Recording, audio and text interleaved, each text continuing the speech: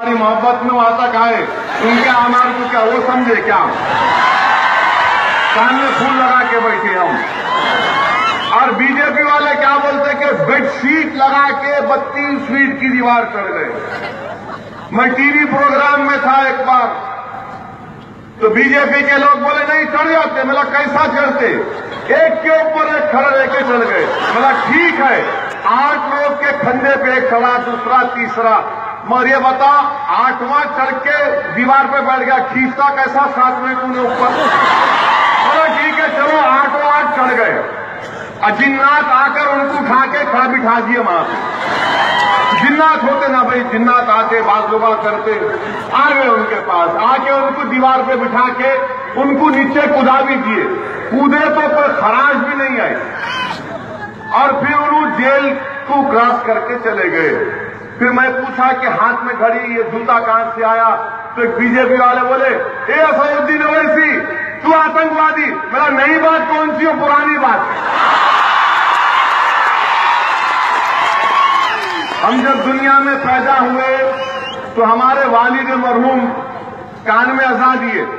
एक बड़े वली को बुला के बोले मेरे बच्चे की कान में अज़ान दो। वो बुजुर्ग कान में अज़ान दे दिए। दूसरे कान में मेरे वालिद बोले देखो एक जमाना आएगा तुमको आतंकवादी बोलेंगे। तो मैं जब से याद है मेरे को ये, मैं बोला हाँ ठीक है, नई बात कर, पुराना हो गया डायलॉग। तू दिया, तुम दिए। मैं बोला अगर मैं दिया तो गाड़ी कहीं को नहीं दिया मैं उसको।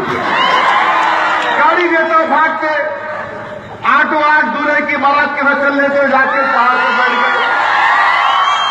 और अब यहां पर एक अहम बात ये है कि पहाड़ पर 8 के 8 पहुंच गए। नीचे खाई है 80 फीट की। टीवी पर आपने देखा होगा, वीडियो देखा नहीं देखा आपने? भाइयों बहनों आपने देखा? प्राइम मिनिस्टर देखे हो, नोट कर लो, भड़काऊ भाषण हो रहा। टीवी पर क्या देखेंगे? पुलिस वाला वायरलेस सेट पे बोल रहा है, 8 के 8 खड़े हुए हैं, हमसे बातचीत कर रहे हैं। और टीवी पर जब देखने वालों ने देखा, मेरी शायद बीनाई कमजोर है, आप देखें इसलिए इम्तियाज जलील देख के बोले कि उनके पास कोई हथियार नहीं था। फिर टीवी पर हमने और आपने देखा और सुना कि एक पुलिस के ऑफिसर वायरलेस सेट पे बोल रहे कि क्या करना, तो दूसरी तरफ से आवाज आई टपका दो, निपटा दो। फिर आवाज आई कि 5 को लुढ़का दिए, 3 का क्या करना, उनको भी लुढ़का दो। फिर एक और आवाज आई कि लाश पड़ी हुई है।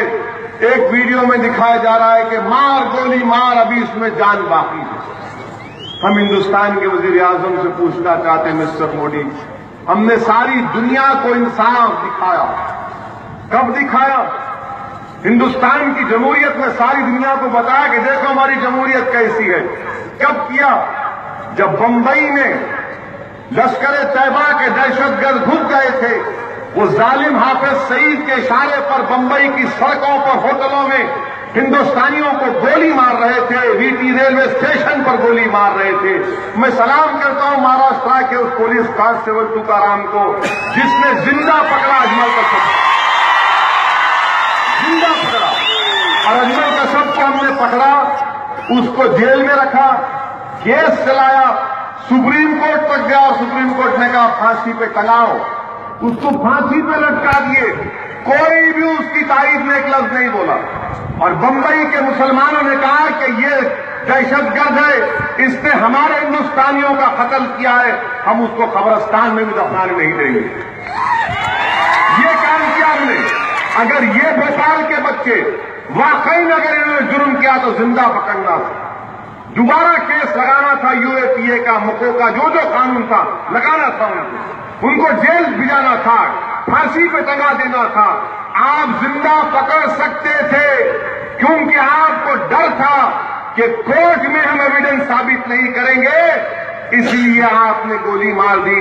अब मेरा सवाल बीजेपी के और वजीर आजम हिंदुस्तान से, जिन माओं ने, जिन बहनों ने वो नजारे देखे होंगे, उन माओं पर क्या गुजरा होगा मुझे बताइए आप। سوچیے تھوڑی دیر کے لیے کہ ایک ماں بیٹھ کر ٹی وی پر دیکھ رہی ہے کہ یہ تو میرا بیٹا ہے جس کو 9 مہینے میں نے پیٹ میں رکھا، آج اس کی لاش پڑی ہوئی ہے تو کہنے والا کہہ رہا ہے کہ مار، ابھی اس میں زندگی کی سانسیں باقی ہیں، مار۔ اس ماں کا کلیجہ منہ کو نہیں آیا تو کیا ہوگا؟ ہندوستان کے وزیر اعظم آپ بول تو رہے، مگر آپ کی پارٹی حکومت کیا کر رہی ہے کہ آپ ان کو مار رہے ہیں۔